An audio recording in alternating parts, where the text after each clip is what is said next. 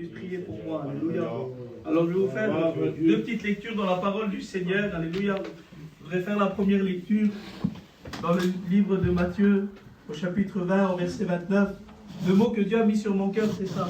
C'est que Dieu ne t'a pas oublié. Alléluia. La Bible dit ça. Lorsqu'ils sortirent de Jéricho, une grande foule suivit Jésus. Et voici deux aveugles assis au bord du chemin entendirent que Jésus passait et crièrent « Aie pitié de nous, Seigneur, fils de David !» La foule les reprenait pour les faire taire, mais ils crièrent beaucoup plus fort « Aie pitié de nous, Seigneur, fils de David !» Jésus s'arrêta, les appela et dit « Que voulez-vous que je vous fasse ?» Ils lui dirent « Seigneur, que nos yeux s'ouvrent. » Ému de compassion, Jésus toucha leurs yeux et aussitôt ils recouvrèrent la vue et suivirent Jésus dans le chemin. Alléluia. La deuxième lecture, ça se trouve dans l'évangile de Marc, la même histoire. Marc 10, verset 46. Ils arrivèrent à Jéricho, et lorsque Jésus en sortit avec ses disciples et une assez grande foule, le fils de Timée, Bartimée, mendiant, aveugle, était assis au bord du chemin. Il entendit que Jésus passait, et il se mit à crier, « Fils de David, Jésus, aie pitié de moi !» Plusieurs le reprenaient pour le faire taire, mais il criait beaucoup plus fort, « Fils de David, aie pitié de moi !» Jésus s'arrêta et dit, « Appelez-le !» Ils appelèrent l'aveugle en lui disant, « Prends courage, lève-toi, il t'appelle. » L'aveugle jeta son manteau et se levant d'un bond vint vers Jésus. Jésus prenant la parole lui dit, « Que veux-tu que je te fasse ?» Rabouni, lui répondit l'aveugle, « Que je recouvre la vue. » Et Jésus lui dit, « Va, ta foi t'a sauvé. » Aussitôt il recouvrit la vue et suivit Jésus dans le chemin. En prie le Seigneur. Alléluia. Seigneur, Amen. Je te demande maintenant, Seigneur, de le remplir qu'il puisse apporter avec une liberté ta parole, Seigneur Jésus, et qu'il puisse, Seigneur Jésus, apporter le message que tu as mis sur son cœur. Seigneur, nous ne voulons pas simplement nous l'écouter, nous voulons, Seigneur, le serrer contre notre cœur, et nous voulons mettre en pratique ta parole. Alors, Seigneur, bénis l'assemblée, que nos oreilles, Seigneur, de notre cœur, soient ouvertes pour écouter, et qu'on puisse garder la parole. Amen, alléluia. Bénis, Seigneur, chaque besoin des cœurs ce soir. Gloire à Dieu. Seigneur. Amen. Amen. Gloire au Seigneur. Alors, voilà, il y a cette histoire qui est dans mon cœur depuis quelque temps. Et je voudrais qu'on la voie ensemble. C'est une célèbre histoire, mes frères et sœurs, que l'on trouve dans la parole de Dieu. C'est une histoire, eh bien, qu'on trouve dans les trois évangiles, qu'on appelle les évangiles synoptiques, les évangiles de ressemblance. Et ce soir, on a fait une lecture dans les deux premiers évangiles, l'évangile de Matthieu et l'évangile de Marc. Cette histoire, on la connaît tous. Mais il y a un détail qui a attiré mon attention. Un détail que bien souvent j'ai passé à côté. Et je ne faisais pas attention. Mais parfois le Saint-Esprit, eh bien, porte notre attention sur des petits détails. Eh bien, j'aimerais vous dire, mes frères et sœurs, ne soyons pas de ceux, eh bien, qui négligent les détails dans nos vies. Vous avez vu un bon peintre? Quelqu'un qui travaille bien, qui fait la peinture. C'est pas dans les grosses œuvres qu'on le remarque. C'est pas dans la grande construction. C'est dans les petits détails. C'est dans les petits trucs cachés. Et que celui qui connaît, celui qui est expert, il va regarder les petits détails. Et en voyant le petit détail est bien fait. Alors il va dire, oui, ça c'est un vrai peintre. Vous avez vu, nous les gitans, comment on est. Les détails, on n'y fait pas souvent attention. Le scotch, on ne le met pas. La bâche, on ne la met pas. Et on peint, on dit on peint bien, oui, c'est pas de problème, tu peins bien. Mais il faut s'appliquer dans les détails. Et bien souvent, dans nos vies, dans nos cœurs, Dieu veut porter notre attention sur les détails. Et ce jour-là, eh bien, en lisant la parole de Dieu, il y a un détail qui a attiré mon attention. Bartimée. Tout le monde connaît cette histoire. Si on demanderait eh bien, à un petit enfant de 3 ans parmi nous qui est Bartimée, il va nous expliquer c'est qui. C'est une prédication qui a été prêchée dans le monde entier par des millions de prédicateurs, qui a sauvé des millions d'âmes et qui en sauvera encore beaucoup. Mais lorsqu'on lit l'histoire de Bartimée, eh bien lorsqu'on lit l'évangile de Marc, la Bible dit qu'il y avait un aveugle au bord du chemin qui entendit que Jésus passait et qui s'est mis à crier « Fils de David, aie pitié de moi !» et que plusieurs le reprenaient pour le faire taire. Et Jésus dit, appelez-le. Ils appelèrent l'aveugle. Il vient devant Jésus. Jésus lui dit, que veux-tu que je te fasse? Et là, il dit que mes yeux s'ouvrent, Seigneur. Et là, Jésus lui dit, va, ta foi t'a sauvé. Et ça, c'est l'histoire de l'évangile de Marc. Marc 10, 46. On connaît tous cette histoire. Et lorsqu'on lit l'histoire de Marc 10 au verset 46, on voit que Bartimée. On voit qu'un aveugle. On voit qu'un homme souffrant. On voit qu'un homme au bord du chemin. On voit qu'un homme que Jésus appelle. On voit qu'un homme que Jésus guérit. Mais lorsqu'on lit l'évangile de Matthieu, Matthieu nous révèle un détail. Un détail que Marc a peut-être oublié ou négligé de citer dans l'histoire de Matthieu.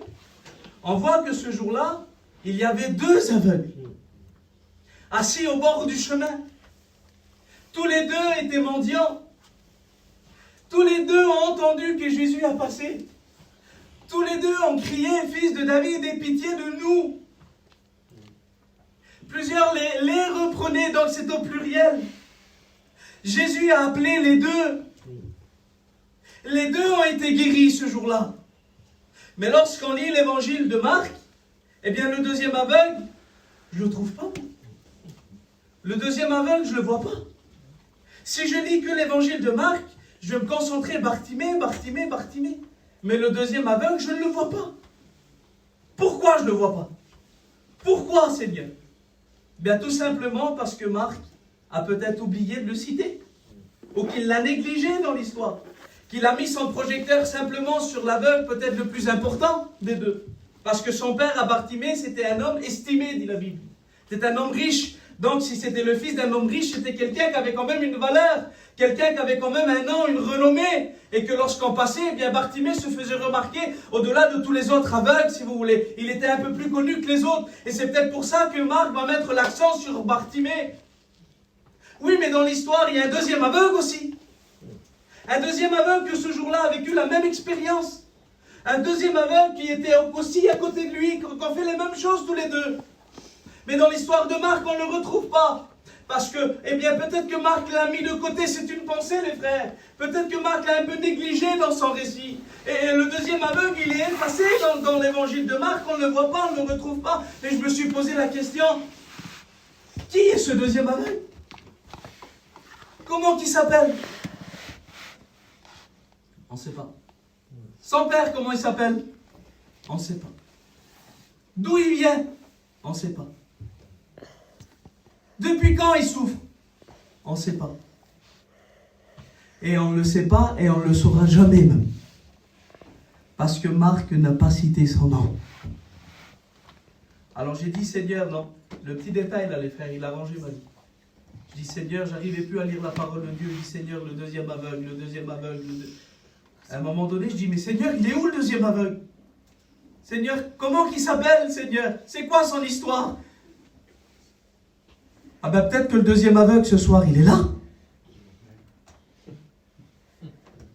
Peut-être que le deuxième aveugle qu'on n'a pas cité dans l'histoire de Marc, il est là.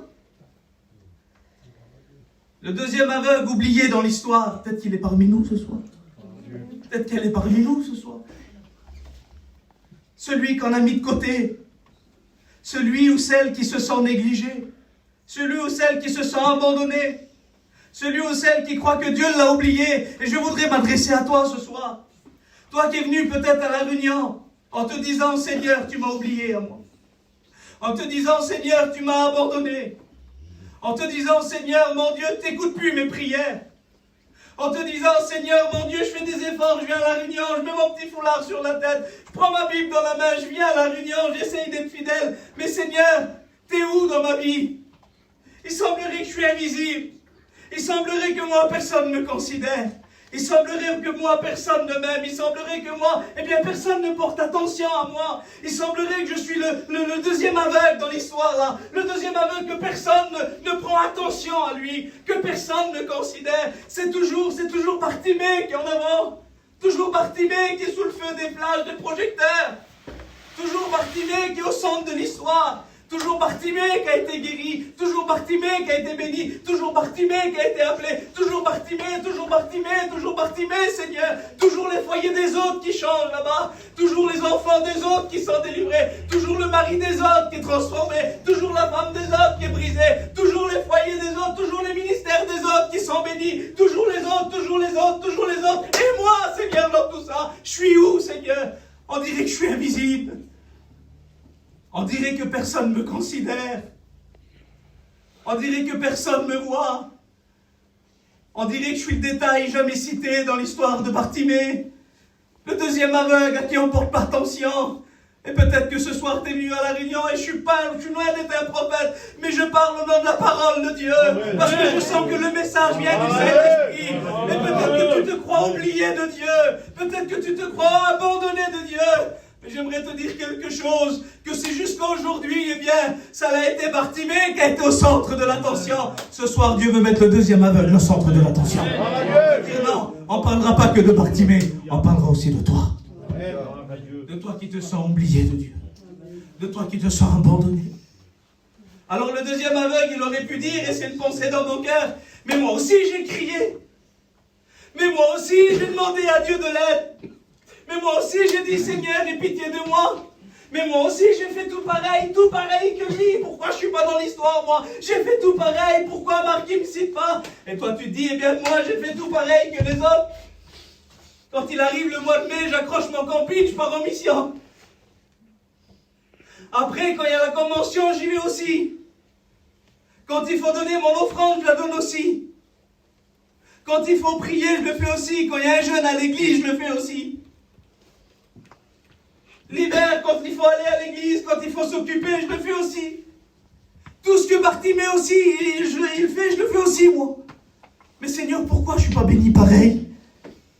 Pourquoi il semblerait que je ne suis pas touché pareil que les autres? Pourquoi il semblerait que moi je suis toujours en arrière? Pourquoi il semblerait que moi je suis toujours distant de la bénédiction?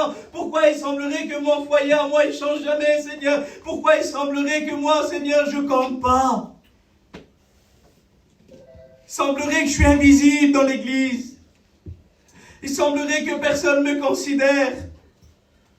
Mais j'aimerais te dire quelque chose. L'homme regarde à ceux qui frappent les yeux. Mais l'Éternel, il regarde au cœur. Et peut-être ce soir, tu te sens abandonné. Tu te sens blessé. Et il n'y a pas de sentiment plus dur que de se sentir abandonné. Que de se sentir oublié. Que de se sentir délaissé. Que de se sentir négligé. De crier, je suis là, je suis là, je suis là. Mais il n'y a personne. De crier, mais moi aussi, deuxième aveugle, je suis dans l'histoire. Pourquoi vous ne parlez pas de moi? Comment que c'est dur des fois de se croire oublié, de se croire abandonné. Et dans la parole de Dieu, alléluia, il est dit un texte de la parole de Dieu, je voudrais vous le lire. Ça se trouve dans le livre du prophète Ésaïe au chapitre 49 du verset 11 à 16. Regardez ce qu'il est dit. Sion disait, l'Éternel m'abandonne, le Seigneur m'oublie. Et Dieu va répondre. Et c'est peut-être ta prière que tu as fait à Dieu. Tu as dit, Seigneur, tu m'as oublié, Seigneur. Le Seigneur m'abandonne, le Seigneur m'oublie. À toi peut-être que tu travailles dans l'église. À toi qui peut-être essayes de faire des efforts, mais que tu crois que c'est inutile tout ce que tu fais. Que la petite chaise que tu déplaces, c'est inutile. Que les petits micros que tu mets, c'est inutile. Que la petite clé sur la porte, c'est inutile. À toi que tu crois que ton travail pour Dieu, personne ne le considère, que Dieu ne le voit pas et que Dieu t'a oublié.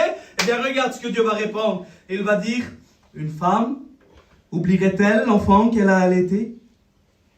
N'a-t-elle pas pitié du fruit de ses entrailles? Eh bien, quand elle l'oublierait, dit l'Éternel, moi, je ne t'oublierai pas.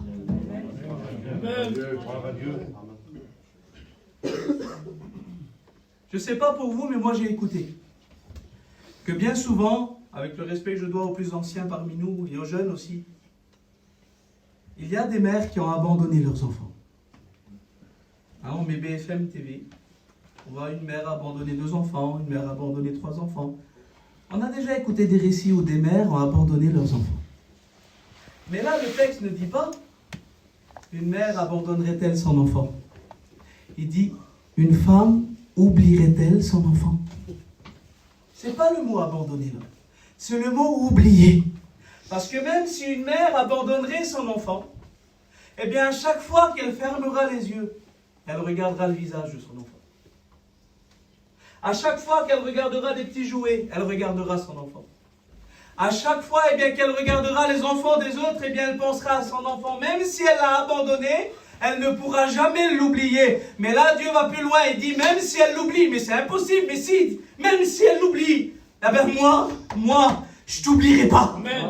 Ça veut dire que l'amour de Dieu pour toi est plus important que l'amour d'une mère envers son enfant.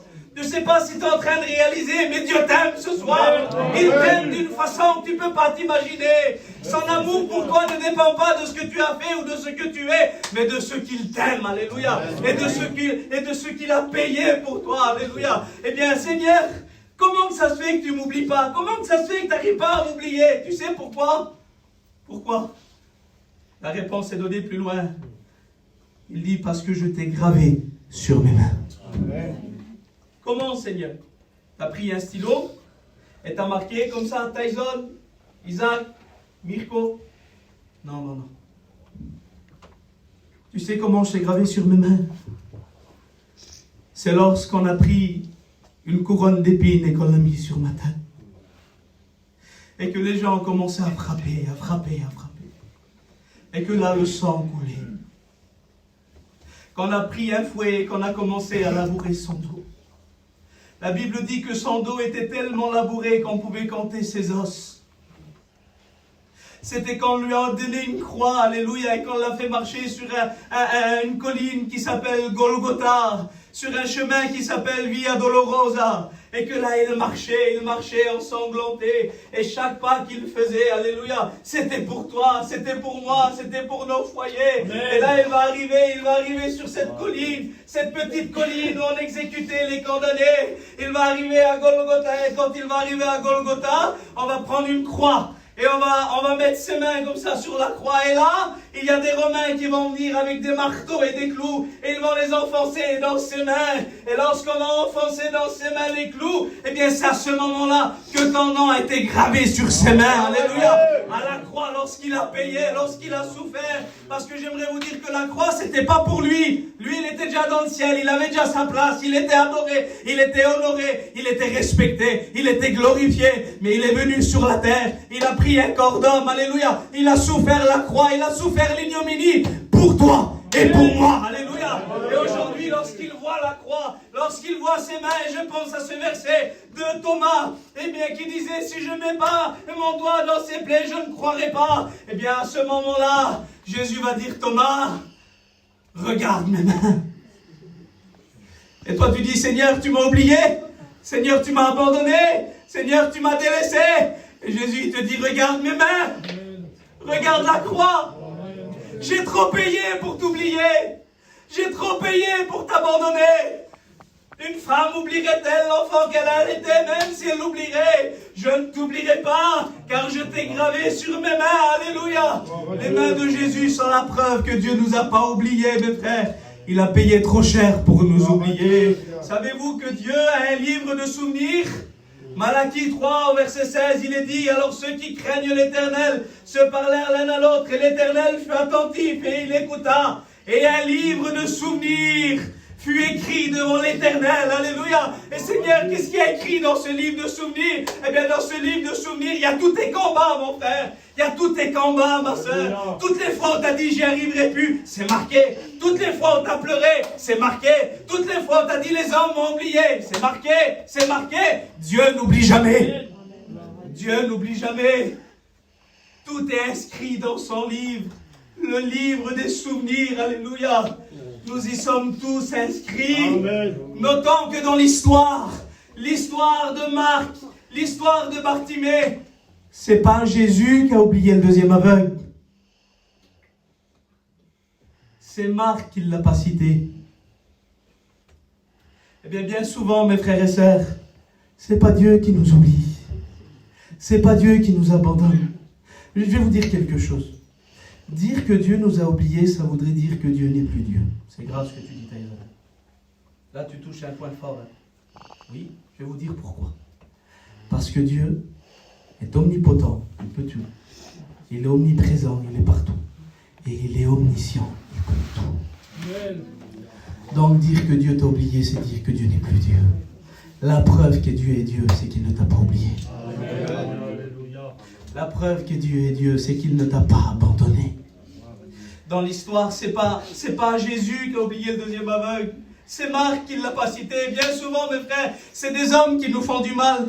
C'est nos familles qui nous font du mal. Et je ne sais pas pourquoi je dis ça. Parfois, c'est nos parents, c'est nos amis, c'est nos frères, c'est nos sœurs, c'est nos compagnes, c'est nos maris qui nous font mal. Et on dit, Seigneur, c'est toi qui m'as fait mal. Des fois, c'est nos familles qui nous oublient. Et on dit, Seigneur, c'est toi qui m'as oublié.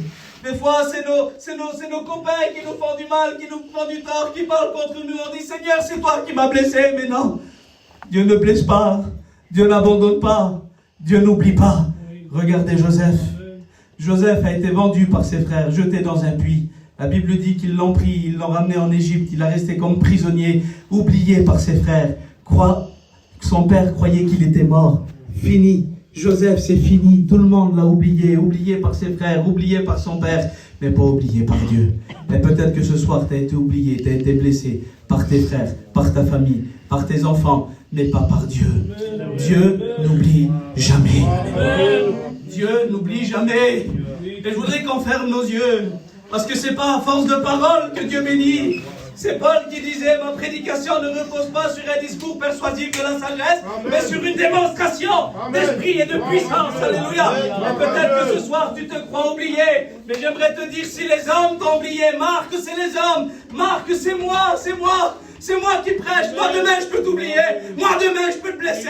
Mais Dieu jamais il fera ça. Jamais il oubliera une prière. Jamais il oubliera une larme. Tes larmes sont trop précieuses pour lui. Tes prières sont trop précieuses pour lui. Tes soupirs sont trop précieux. Tes combats sont trop précieux. Tu as de la valeur pour lui. Tu as du prix à ses yeux. Ésaïe 43 verset 1 il dit, ne crains rien car je te rachète. Je t'appelle par ton nom. Tu es à moi. Si tu traverses les eaux, je serai avec toi, et les fleuves ne te submergeront pas. Oh, la Bible dit ça, écoutez, car je suis l'Éternel, ton Dieu, le Saint d'Israël, ton Sauveur. Je donne l'Égypte pour ta rançon, et l'Éthiopie et Saba à ta place, parce que tu as du prix à mes yeux, que tu es honoré, et que je t'aime. Alléluia.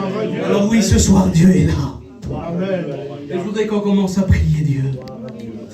Parce que ce jour-là, le deuxième aveugle a été considéré au même titre que Bartimée.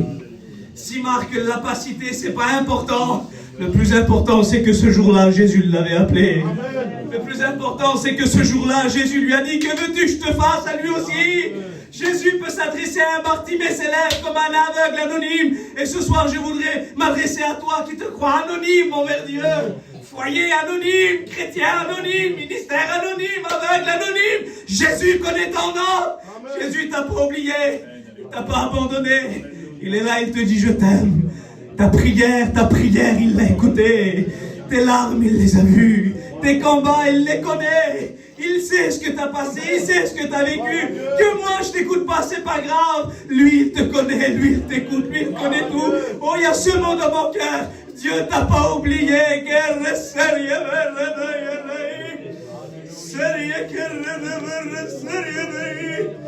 Oui, Seigneur, tu es là. Merci pour ta